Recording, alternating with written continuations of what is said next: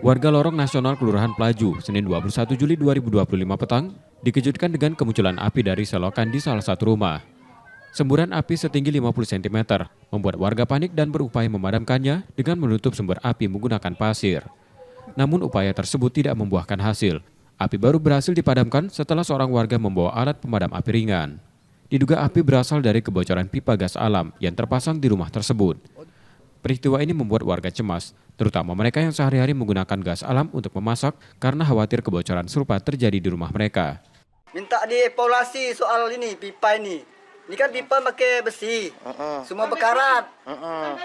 Iya, bukan di luarnya bekarat. Nah, dalamnya pakai pipa plastik. Nah, itu yang minta evaluasi. Maksudnya yang pipa itu harus diganti pakai pipa yang bagus. Ini semuanya bekarat sudah pipa tuh. Itu yang itu mungkin penyebabnya kan kayak? Iya, penyebab itu bekarat, tapi kan itu pipa plastik dalamnya cuma. Itu dia bocor.